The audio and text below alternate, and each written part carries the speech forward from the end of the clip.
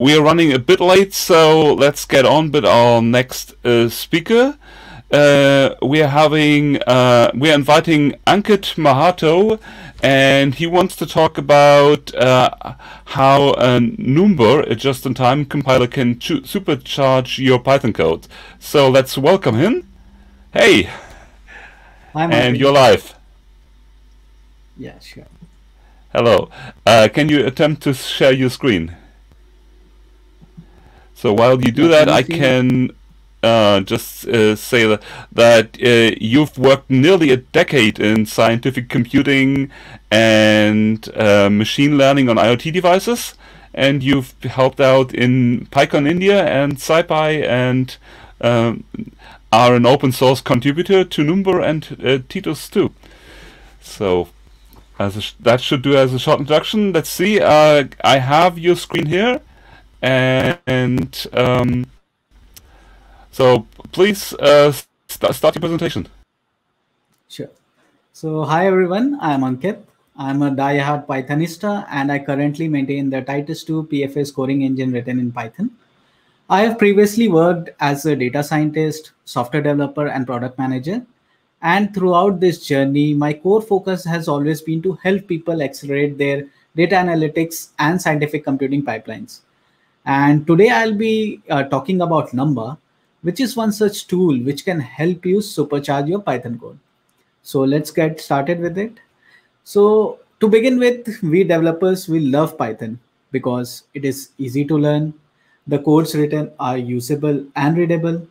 It has a vast ecosystem of more than 250,000 plus contributed packages. And it takes fewer lines of code to implement new algorithms and build prototypes rapidly and scale them. A feature-rich Jupyter Notebook ecosystems allows us to have an interactive environment where we can write our codes, mathematical equations, display visualizations, and add narrative text.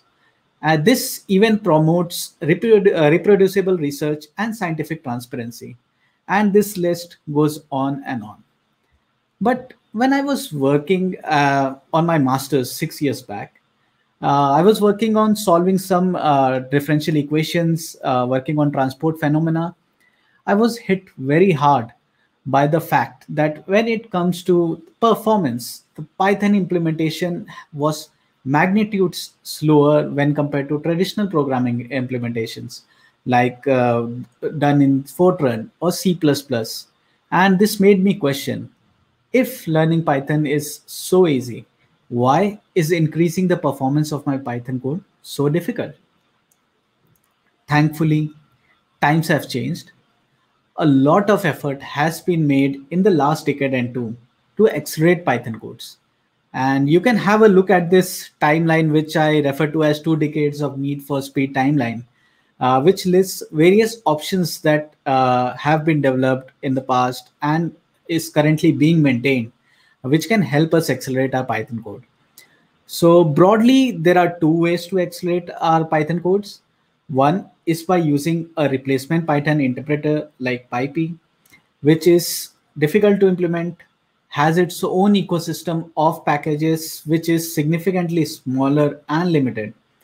The other popular alternative is to use C++ or C, basically Python to C++ and C transpilers like Nuitka, Python, Cython, which have limited static analysis and ahead of time compilation. Basically, the ahead of time generated code is either under specialized or it can be bloated to cover all data types. Also both these alternatives, basically the transpilers or alternative implementations, they do not address non-CPU targets like GPUs, which today are gaining prominence and widespread adoption in the Python community.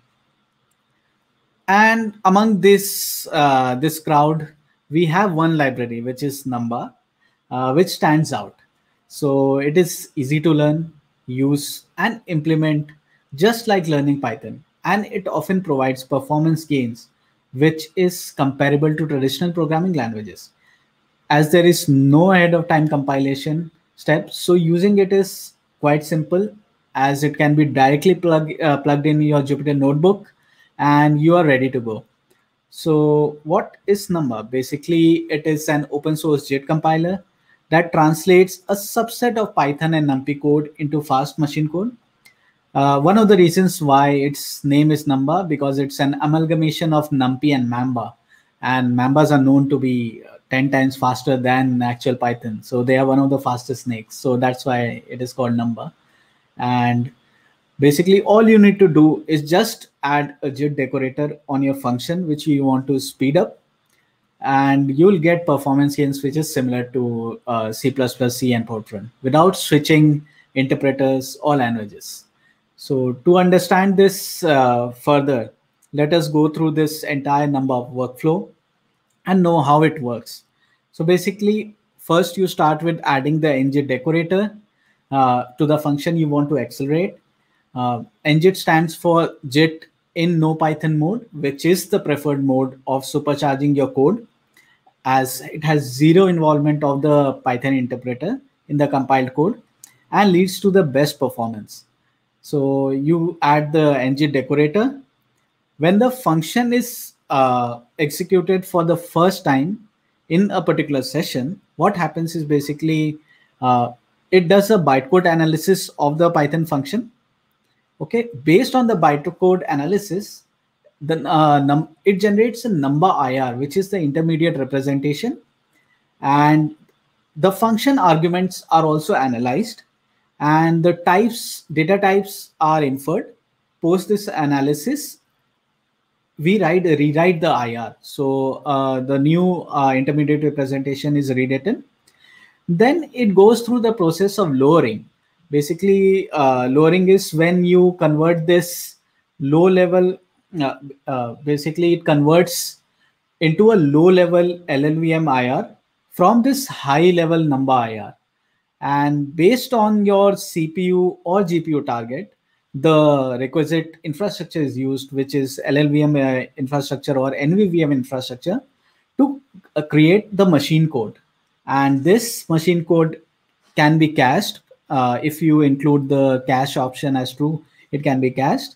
And definitely this gets executed without, and this entire process basically happens at the backend. And Numba has various facilities of using this environment variables. So you can, at each and every step, if you want to dig deeper into your intermediate representation or the generated codes, you can dig deeper using this environment variables.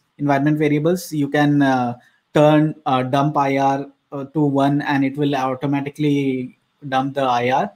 So it is not that everything is a black box. You can, if you want to inspect, you can use this environment variables to inspect the generated codes in each of the stages which I discussed in this workflow. And now let's get started with using Numba. And we'll begin with the most popular example, which is Mandelbrot set. In this example, I'll go through some of the codes and see how we can actually accelerate this Mandelbrot set generation. So let us go through the code. So before we begin with the Mandelbrot set, I'd like to tell you what exactly it is. So you can see this image right now. Yeah. So this is basically a Mandelbrot set visualization. It is a set of points on the complex plane, which always remains bounded to a threshold value while solving the quadratic recurrence equation. It is an iterative process, and the iteration at which the complex point escapes the threshold value, we basically try to color it based on that iteration value, and we generate this beautiful visualization of Mandelbrot set. And this problem is quite compute intensive in nature. And right now, let's see how we can use Numba. But before that, let us see how actually we can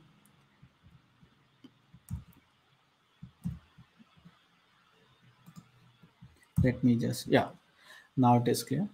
So what happens is basically the first step is to import the requisite libraries. So this Canvas is basically the library that I've written to just for the visualization purposes. So I'm just abstracting the computation part from the GUI part. So this handles the GUI aspect, which we'll see right now. And we will start with some variables such as width and max iter.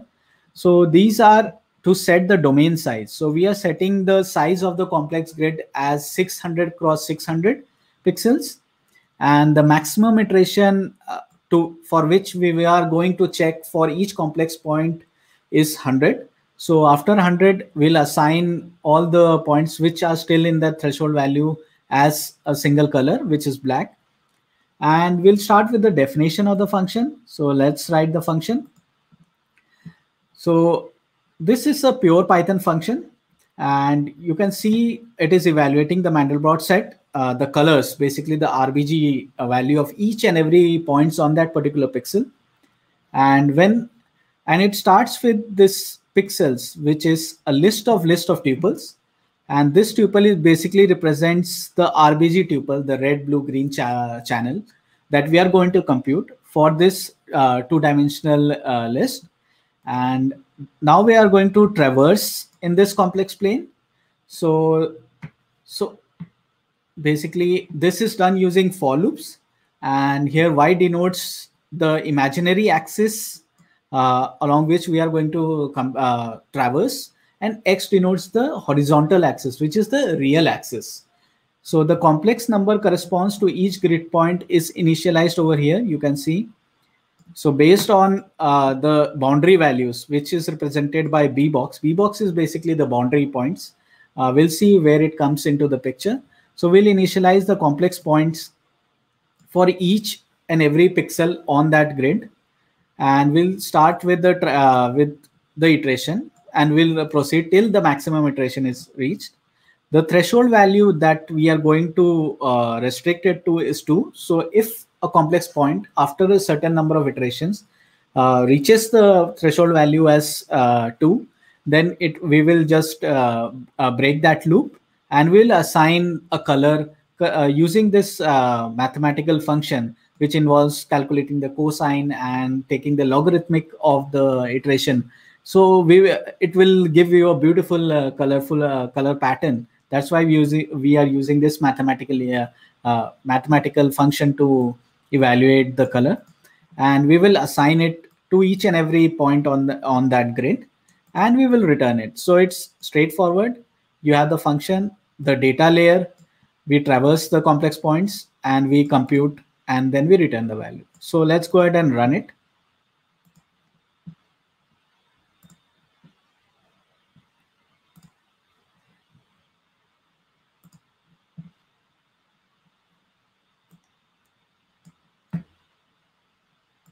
Yeah. So we have our Mandelbrot set generated over here. So it's a 600 cross 600 pixel grid. And you can see it took around in the title bar, you can see it took around 1.91 seconds to generate it. So the reason why I separated the GUI layer from the basically computation layer is so that I can interact with this set. So let me just draw a rectangle and zoom into a particular region. So right now I've drawn a rectangle. So you can see it took around 2.81 seconds to generate the zoomed basically value, which is if we are zooming 7 times, then it took around 2.81 seconds. So let's zoom further. You can see it takes some time, but as we zoom further, we can see that the visualization of the set is not that great. One of the reason is because we have restricted the maximum iteration to 100. So let's see if we can increase that iteration and get a clearer picture. So let's go ahead and set it as 1000. So now the maximum iteration is 1000. Let's go ahead and run the function. You can see it takes some time to launch.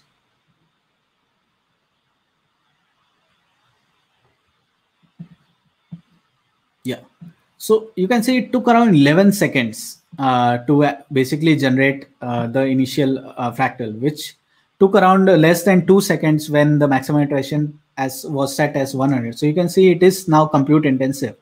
And if we try to zoom into it, it is again evaluating the entire computation. And yeah, again it took around 10 seconds. So you can see how it is less, you can see it is less user responsive. It is taking so much time to generate, and basically the user experience is getting hampered. So let's see if we can speed this up. So let's do it using, why not, let's do it using Numba. So what I need to do is, I've kept the function as, the function is still same, entire thing word to word, it is same. All I did was I imported Numba as NB, and I added the Numba ng decorator. Let us now execute the function. Yeah. Now you can see it took less than 1 second to generate the initial fractal. So let's zoom into it. It took less than, again, it took around half a second. We can zoom further.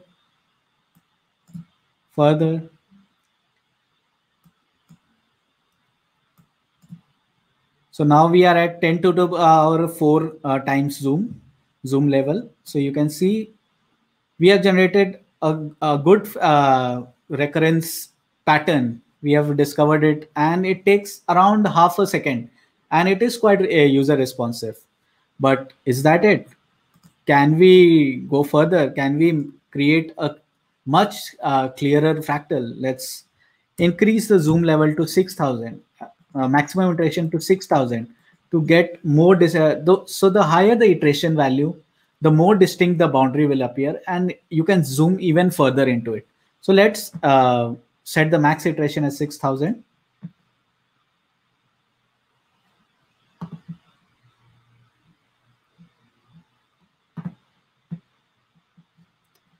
So it took around, now it took around 2.5 seconds. If we zoom again,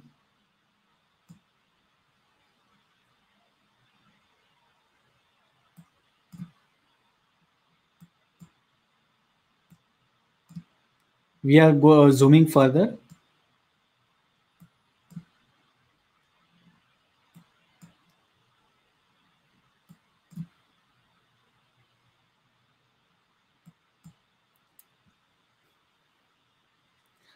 Yeah, so now we are sitting at a zoom level of 10 to the power 8, and it takes around 2.5 seconds to generate this zoom level. So, and right now it's 4.9 seconds. So 4.59 seconds. So can we increase? So we have achieved a maximum iteration of 6000.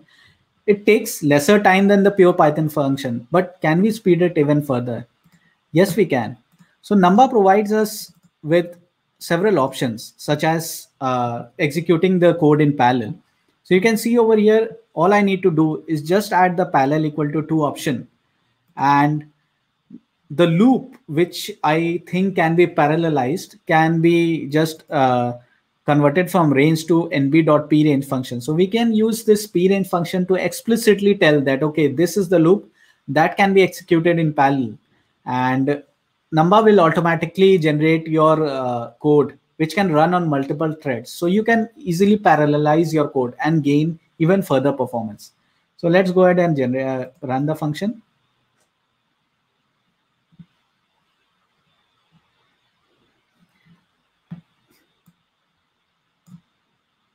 So you can see the gain in performance is quite significant. So earlier, the thing that was taking computation that was taking around 2.5 seconds, now it has dropped to just 100 milliseconds. So you can see how you can easily parallelize your code and create high performance codes using Numba. So you can see I can zoom further, and it is quite clear that our computation is quite clear, distinct. We have got 10 to the power 7 zoom level, and it takes less than half a second to generate, which was taking around, this was taking 300 millisecond, was taking around 4.5 seconds in the earlier run that we did. So you can see how you gained more than 10 times performance just by parallelizing the code. So right now I have 16 cores, so that's why I'm getting that kind of performance. If you have more cores, you will get even further performance. And the changes that I need to do was minimal. I just added parallel equal to true flag and created a nb.prange function instead of range to parallelize that for loop. So can I do it further? So the another thing that Numba does is basically you can, instead of using, if you are doing scientific computing and computational pipelines, you're building pipelines, you are already using NumPy. So Numba was actually built to accelerate NumPy. So even so Python lists, you can accelerate Python lists and Python native types, but it accelerates the data. If the data layer is a NumPy array, it accelerates it even further. So instead of the pixel array, if you use the NumPy array, instead of list, if you use NumPy array, you can even further the performance. And the code changes is minimal. Again, the entire logic is still the same. So let us go ahead and execute it. All I did was change the pixel to as a NumPy array. And over here, the assignment of the third dimension has been changed. And we are just calculating the cosine and logarithmic and saving it as a NumPy array. So let's go ahead with that. You can see we have again generated the code.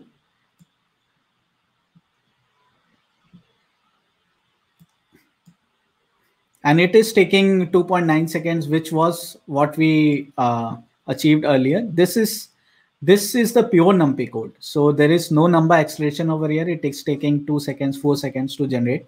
Now let us see if we can speed it up. So we have just increased the maximum iteration. And just we did was now add a NumbaJIT ng decorator. The code is still the same. And voila, we get less than 1 second. So we can just zoom it and we are getting around half a millisecond or even 100 milliseconds. So you can half second or 100 milliseconds, and you can see how seamless our zooming is. So this is a good part about Numba, that you can turn your NumPy codes into fast machine codes, and you can also parallelize it. So you can just add a parallel equal to true. And you can, if there is explicit parallelization, you can do a prange explicitly. And also the thing is that NumPy is primarily designed to be as fast as possible on a single core. But what Numba does is automatically compiles a version that can run in parallel if the code contains element-wise or point-wise operations, array operations. If there are functions like sum, prod, these are reduction functions. If you have these functions, it automatically creates a code which runs in parallel. Array map functions, be it array creation functions like zeros, arange, linspace, dot functions, then array assignments. So it can do that in parallel. And the reduce operator can be also done in parallel. So what NumPy was primarily designed to be as fast as possible in single core, and what Numba does, it takes it into multiple cores and it gives you even further performance. So we just did parallel equal to 2. It automatically creates a parallel version of this NumPy code. And also we have explicitly mentioned that, okay, this loop can be run in parallel. So let's go ahead and execute it. You can see the performance has significantly increased. The zooming is seamless, and it takes around 100 millisecond to basically 500 millisecond to actually compute it. So you can see how NumPy, if NumPy is used as a data layer, you can still accelerate your code. But what if you are using NumPy pipeline and you are already familiar with things like vectorization? So what happens is, basically in vectorization, you can actually create in NumPy, you can create a ufunc, which uses the broadcasting rules to actually run on the arrays and compute the results in parallel. So you can do that in Numba, and in NumPy you have this feature, but you have to write the ufuncs in C API basically. And if you are not familiar with C API, Python can help you in Python. Number can help you write that thing in Python and directly compile as a numpy ufunc. So there is no learning curve of C involved where you create a ufunc in C and then plug it in and use it in your scientific computing pipeline in number. So it also, but in numpy, there is a numpy vectorize decorator which does similar thing, but it is neither optimal and nor it is efficient. So it is just for convenience. The vectorize decorator is just for convenience purposes, and the speeds that you gain are not that significant. So it is not creating a ufunc. You can see it takes quite a significant time. It takes more than 1 second for this evaluation, then 2.5 seconds for this evaluation. So it takes quite a significant time. So it is not running the codes in C. So what you can do is just replace this vectorize if you are doing numpy vectorization, you can just replace it with number vectorization. So you can just plug in the number vectorization and it will create a corresponding ufunc, numpy ufunc, which you can plug it in. So over here, I have created a ufunc, which is get max iter. So it does the same iteration process and it returns only the iteration value. So I have just calculated the iteration value over here. You can see it's seamlessly tied up in my numpy pipeline over here. So I'm creating this, calling this vectorize function, which is a ufunc. Then I'm calculating the pixel values and returning it.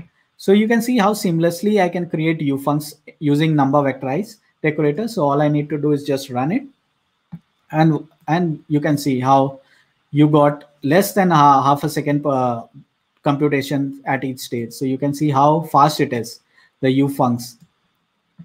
So it is actually generating the fast numpy ufunc, which otherwise you would have to write in using C API.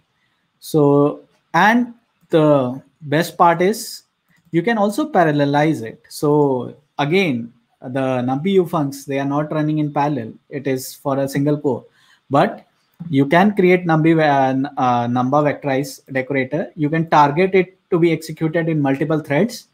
All you need to do is add a signature. Basically, this signature, nothing but it tells the input data types and the return value of the output. Since vectorization this ufuncs operate on scalars, so each and every pixel point is input as a scalar, and you are computing the iteration, which is also returned as a scalar, and this happens in parallel.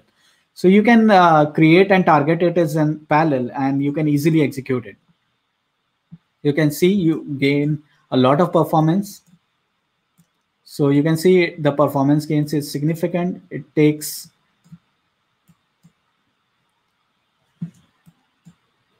quite less amount of time to actually go ahead and zoom into it. So it takes less than 300 seconds, and note that the maximum iteration is set as 6,000 instead of 1,000. That's why it is taking around 200 milliseconds. But if it was 1,000, it will take less than 100 milliseconds. So it is very powerful, these ufuncs, and you can seamlessly plug it in without having any learning curve if you are using number. So let's go back to our presentation. So there is a real world use case, which is Blurash number. You can check it out. Since we are running out of time, you can just check it out. You can type the Blurash /number project in PyPy, and you can check it out. It does fast encoding and decoding, and you gain a lot of performance if you are using number. So when should we use number?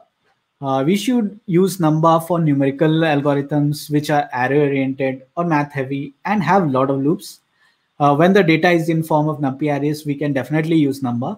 When the performance bottleneck is a handful of well-encapsulated functions, you can use number to speed up those parts. And you can, and just like we saw, you can create universal functions in Python that broadcast on numpy arrays instead of writing that same thing using C.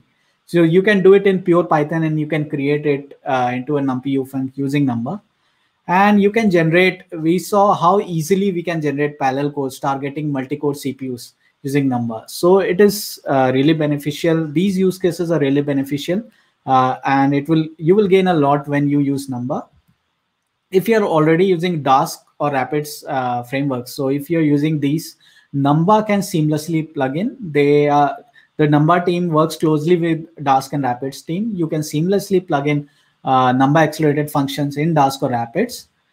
You can even run it on IoT devices like Raspberry Pi. You can run Numba on Raspberry Pi and speed up your code. So the Mandelbrot set code that I showed you, it got I gained around 20x speed up when I ngitted on Raspberry Pi device. So you in Raspberry Pi, if you want to use Numba, you can use the Berryconda, and using Berryconda, you can install Numba and run it. And that's it. So thank you, and I'm open to questions. Thank you very much for this very interesting talk. And I'm amazed that you can actually run this on a Raspberry Pi. So that was a good tip. We're a bit out of time, so we will probably not be able to do a Q&A. But if anybody has questions, you can always go over to the Discord and look for it there. Sure. So, and you can also reach out to me on Twitter at Ankit Mahato, and there you can message me and you can ask any doubts if possible. No problem. Perfect. And if anybody... Yeah. Sure. And if you go.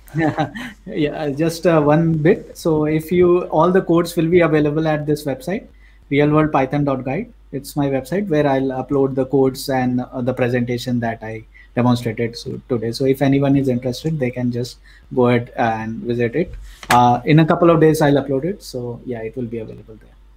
Thank you very much for that. And like, if anybody needs to find out more about you, then you can go to Pyjamas Live, where we have speaker bios, and you can, like, if you have problems remembering, like, who you saw, everybody is on there. So thanks again for the talk, and I hope that you have a good night from now on, because it looks a bit dark where you are.